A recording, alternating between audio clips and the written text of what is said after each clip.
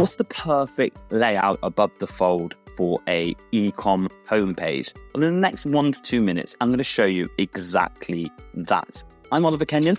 I'm co-founder of ConversionWise, and my agency has been designing Shopify stores and Ecom pages for over a decade. In this exact video, I'm going to break down a before design and then an after design and show you how we optimized our client's page to turn more clicks into customers. This is episode number 66 of CRO Insights. Let's jump straight into the transformation because this one is beautiful.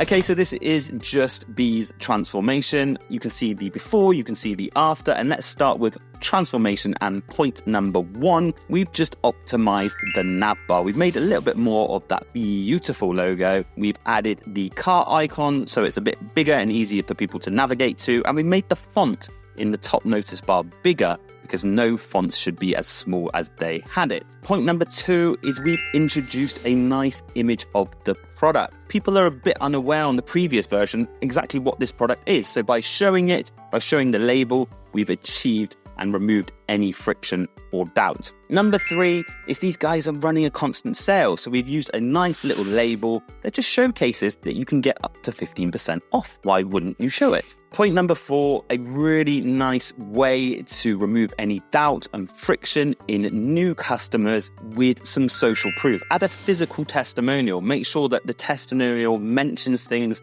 that really adds to the trust and credibility of the brand. And then we backed it up with number 5 with this simple Trustpilot icon, logo, and amount of happy customers these guys have. Point number 6 is just a really big enhancement. As you can see on the previous design, they had these big blocks of text. The font is far too small. You can't even read it. And we've just replaced it with a clear value-driven headline, a nice sub-headline with some trust in there, and most importantly, these scannable, easy to read on mobile, benefit-driven bullet points. And below those bullet points, we have our all-important call to action. Point number 7, as you can see on the previous design, they didn't have it.